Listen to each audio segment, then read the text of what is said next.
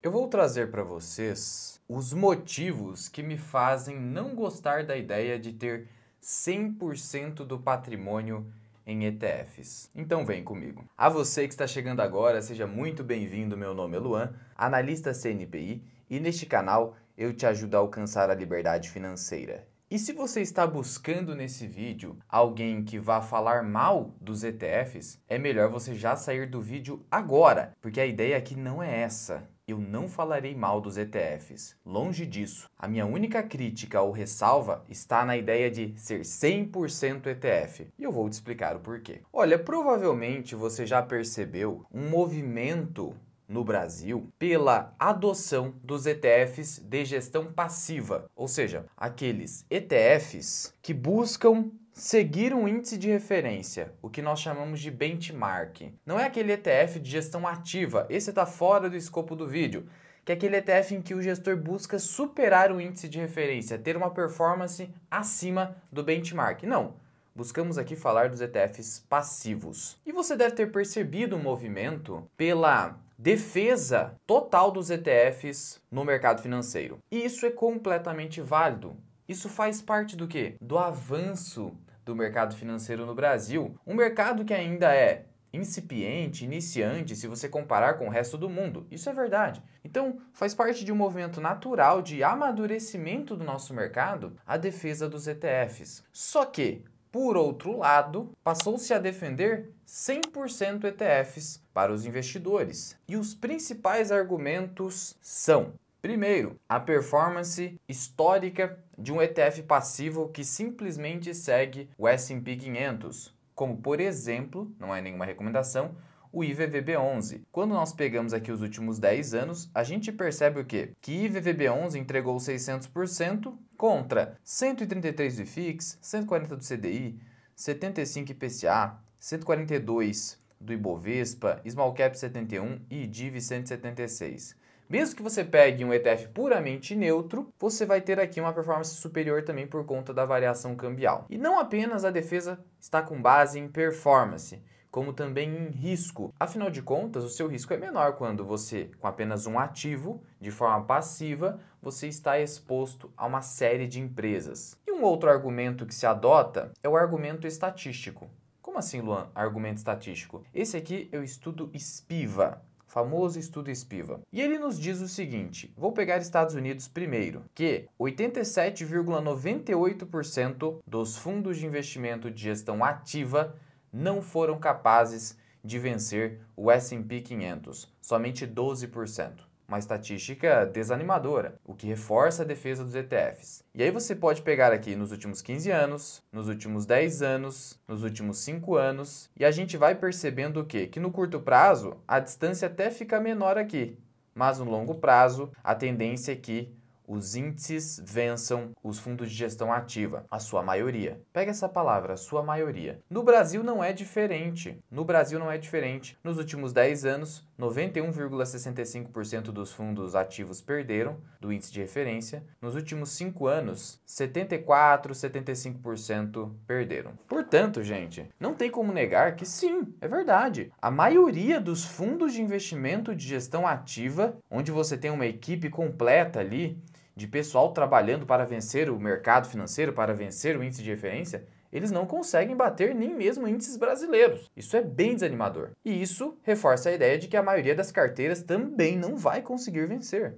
A maioria das carteiras não vai conseguir vencer, assim como os fundos de investimento de gestão ativa. No caso de fundos de investimento de gestão ativa, a coisa ainda é pior por causa das altas taxas de administração e performance e porque os investidores eles têm um comportamento de manada. Eles saem nos piores momentos. É só pegar o fundo do Peter Lynch, quando ele estava, à época, à frente da gestão. A maioria dos investidores não ganharam num fundo que foi extremamente vencedor. Então, o comportamento é muito ruim dos investidores nos fundos de investimento de gestão ativa, além das taxas. Mas, mesmo assim, nas carteiras individuais, essa estatística não fica muito diferente. Então, é verdade. O pessoal que defende ETF está falando uma verdade. Só que, e aqui que entra a minha ressalva. E essa ressalva, pessoal, é a minha opinião. Opinião. Você vai se identificar com ela se quiser, tá bom? Mas qual que é a ressalva? A ressalva é a crença quase que absoluta de que as nossas decisões serão puramente racionais. Repito, é a crença quase absoluta de que as nossas decisões no mercado financeiro serão puramente razão, puramente racionais. E o que eu quero dizer com isso? O que eu quero dizer com isso é o seguinte, pessoal, que se eu opto por uma carteira 100% ETF, eu estou dizendo para mim mesmo que eu vou investir com base puramente na estatística, porque eu não sou capaz de vencer as estatísticas. Porque a estatística mostra para mim que eu não vou conseguir vencer o mercado. Que é melhor, então, eu economizar energia e tempo e comprar ETFs puramente passivos. E veja, para algumas pessoas que não querem se meter com o mercado financeiro, economia, investimentos no geral, ok, faz todo sentido ter 100% da parte que está no mercado financeiro em ETFs. Claro, essa pessoa não quer se meter com isso. Ela quer tranquilidade. Só que aí você também não concorda que mesmo nessa situação, a pessoa tem que estudar para saber quais são os fatores que ela está se expondo no mercado financeiro, e mesmo que se defenda a ideia de que você não precisa fazer nenhum acompanhamento, será que isso realmente vai acontecer na prática? Você não concorda comigo que, por exemplo, você está exposto a ETFs puramente passivos, S&P 500, ou um ETF puramente neutro como um ETF VT, ok? E aí, infelizmente, ocorre um crash no mercado financeiro, tudo cai. Você não concorda que você vai estudar os motivos dessa queda? Que você vai tentar entender o que está acontecendo? E aí, no final das contas, você vai estar acompanhando sim o mercado? Claro que você não vai acompanhar individualmente o balanço das empresas que compõem um ETF, mas ainda assim, você não vai buscar saber alguns aspectos de macroeconomia? Será que dá para ser completamente frio e estoico, mesmo com ETFs puramente passivos? Eu também tenho essa dúvida. Mas afora isso, o que me incomoda é a ideia de que a gente só vai tomar decisão com base estatística. É como se na nossa vida a gente só tomasse decisões com base em estudos e números. Como se a gente pudesse afastar completamente a emoção das nossas decisões. Quando muitas vezes a emoção é o motor, é o propulsor para que nós consigamos ter sucesso. Luan, como assim? Você não concorda que muitas vezes você não toma decisões na sua vida que poderiam te trazer o sucesso, te trazer a felicidade, porque você tem medo? E é um medo gerado do seu conservadorismo, da sua razão, do seu excesso de cautela? Quantas vezes você não abriu mão dos seus sonhos? Por quê? Pelo excesso de conservadorismo que decorre da nossa razão? E sabe o que é pior? Muitas vezes esse excesso de conservadorismo incorre em hipocrisia. Eu vou te explicar como. Tá vendo aqui essa estatística? 80% das empresas brasileiras não dura 10 anos, diz IBGE. 80% das empresas brasileiras não dura 10 anos. O que isso significa? Se eu adotar a mesma ideia do 100% ETF, significa que eu não vou empreender no Brasil. Não vou empreender. Gente, só 20% das empresas dão certo. Na verdade, duram, que dão certo ainda menos. Então, eu não sou maluco de empreender. Eu vou virar CLT ou servidor público, porque aí sim eu vou garantir meu sustento. E aí, falando de servidor público, saiba que mais de 90% das pessoas reprovam em concursos públicos. Eu tô falando de reprovação. Agora, quando eu tô falando de vagas, olha só como é ainda mais bizarro. Concurso público nacional alcança recorde de 2,65 milhões de inscrições. 2,65 milhões de brasileiros inscritos no concurso público nacional. Quer saber a quantidade de vagas? Ou seja, as pessoas que vão conseguir realmente trabalhar para o serviço público federal, aqui nesse caso? 6.640 vagas. Para 21 órgãos públicos federais. 6.640 vagas para 2,65 milhões de inscritos. Isso dá uma taxa de 0,25% apenas de pessoas inscritas que terão uma vaga. Mesmo que eu tire as abstenções e tudo mais, essa taxa, na melhor das hipóteses, chega a 0,5%. Gente, isso aqui parece até uma insanidade. Não parece uma insanidade? As pessoas, milhões de brasileiros, que entendem que o serviço público no Brasil é uma boa, porque garante o sustento delas, garante uma boa vida por conta dos altos salários pensando em Brasil, não é uma loucura a pessoa achar, ela supor, com base nas estatísticas, que ela vai ser aprovada e ainda vai ter uma vaga. A gente está vendo aqui que pelo menos 99,5% das pessoas que vão prestar o concurso não vão ter nada, vão sair de mãos abanando. Usaram energia, tempo e taxa de inscrição. Mesmo assim, as pessoas continuam acreditando no serviço público, que essa vai ser a salvação da vida delas, porque a decisão, puramente racional, salário garantido. Eu acho que você já começou a perceber onde eu quero chegar. O que nós temos aqui então, pessoal? De um lado, principalmente no Brasil, um país de renda baixa, onde nós não temos esperanças de ganhar dinheiro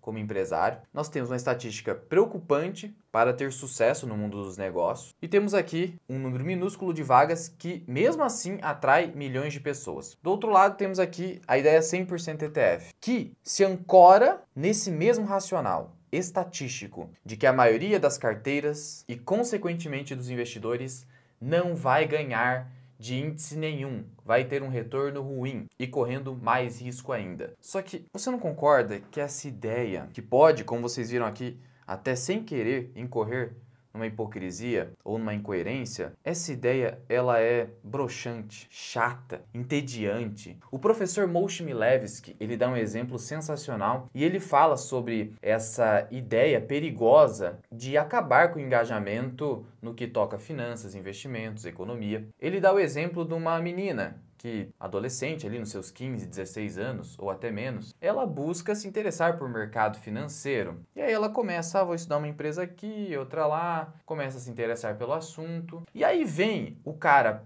puramente racional, o robozão, e fala assim para ela, olha, para com isso, você está perdendo seu tempo. Olha os estudos aqui que mostram que mais de 80%, quiçá 90% dos fundos de investimento ou carteiras vão perder para o S&P 500. Basta você comprar ETF passivo de S&P e acabou. Queria, sem precisar acompanhar, sem muita preocupação, ganhar de qualquer carteira. Cara, isso vai ser um balde de água fria nessa adolescente que começou a se interessar. Vai acabar com o engajamento em investimento, com temperinho. Gente, então significa que porque 80% das carteiras ou 90% não vão ganhar do índice de referência, eu não vou tentar fazer isso se eu me considero capaz de fazer isso. A ideia aqui dos ETFs é muito bacana, é maravilhosa, principalmente, por exemplo, eu quero ter exposição ao exterior, mas eu não quero ficar me preocupando com acompanhamento ou seleção de empresas.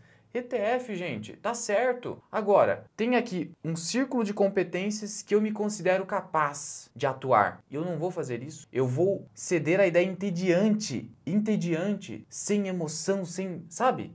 Não sei se você consegue me entender. É como se eu estivesse cortando a paixão pelos investimentos. Pessoal, eu não teria chegado onde eu cheguei se eu seguisse por essa ideia entediante. 100% ETFs. Veja que eu não estou aqui atacando os ETFs. Eles são maravilhosos. Mas será que, para uma vida de investidor que tem círculo de competência, que é profissional, que quer tentar vencer o mercado, será que ele tem que se render a essa ideia completamente? O exemplo da menina cortou a paixão da menina. Talvez ela fosse uma investidora profissional, alguém do mercado financeiro, e isso foi cortado ali. Acabou com esse sonho dela, um suposto sonho que ela teria. Realmente, o professor Moshe Milevsky tem razão nessa parte do engajamento, eu concordo com ele. E aí, por mais que a estatística mostre que a maioria irão perder, eu prefiro, dentro do meu círculo de competência, de onde eu me sinto capaz, tentar vencer o mercado. Eu quero ter a emoção, eu quero ter o prazer. Por que não? De novo, se você quer ter um afastamento do mercado financeiro, os ETFs são a melhor opção. Mas se você não quer 100% ETFs, na minha visão,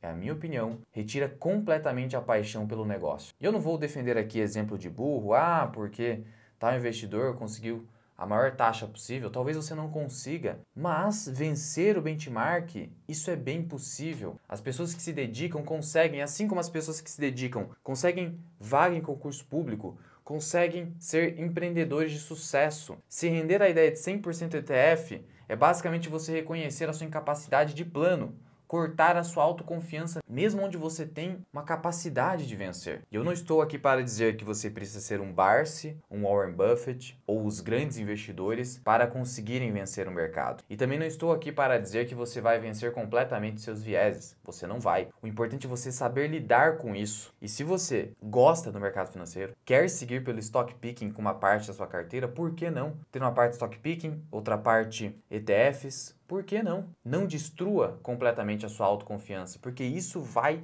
te gerar belos frutos na vida dos negócios, na vida profissional, na vida pessoal. Se eu não tivesse a coragem de sair do serviço público, eu estaria na mesmice, sem paixão, sem fazer o que eu amo, que é estar aqui com vocês, criando conteúdo e sendo consultor de investimentos. E aí eu gosto de lembrar aqui uma citação no livro A Psicologia Financeira, onde o próprio John Bogle, o pai dos ETFs passivos, ele foi questionado pelo fato de colocar muito dinheiro no fundo de gestão ativa do filho dele. E ele disse, olha, em se tratando de família, não dá para ser puramente racional, a gente pode acabar sendo hipócrita mesmo. Você não percebe aqui que a vida não é preto no branco, a vida não é só planilha, não é só estatística. A vida é uma série de coisas que nos movem, uma série de fatores. A vida é multifatorial e supor que nós iremos conseguir só tomar decisões com base na razão, provavelmente estaremos renunciando a muitas felicidades que nós teríamos. A ideia de que eu posso cortar riscos ou reduzir ao máximo também é um grande problema. Essa ideia nos torna covardes, medrosos e fazem nós vivermos uma apatia.